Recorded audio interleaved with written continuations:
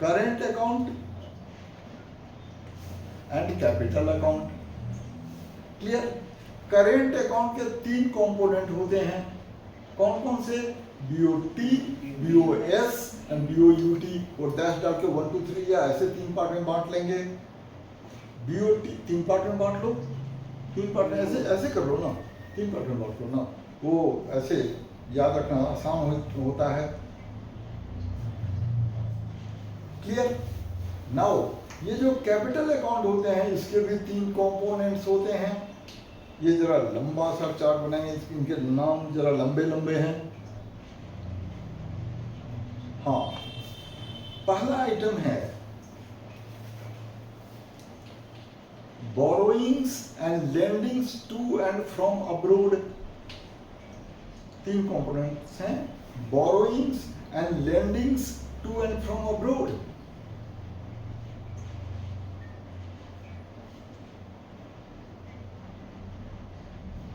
मतलब capital account के अंदर हम पूरे वर्ल्ड से जो बोरो करते हैं और पूरे वर्ल्ड को जो लेंड करते हैं, that is component of capital account. Number 2, investment to and from abroad.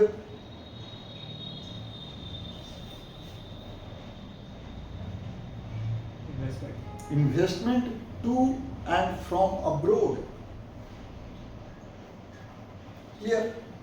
मतलब पूरे वर्ल्ड में जो हमने इन्वेस्ट किया माइनस पूरे वर्ल्ड से जो इंडिया के अंदर इन्वेस्टमेंट हुआ, उसको investment to and from abroad. अब ये जो है ये 2 टाइप का होता है, इसको भी 2 पार्ट में बांट लेंगे। इसका कोई टाइप नहीं है तो 2 पार्ट में बांट लेंगे।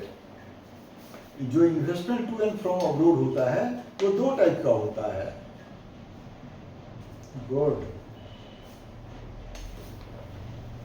एक का नाम लिखेंगे फॉरेन डायरेक्ट इन्वेस्टमेंट, FDI।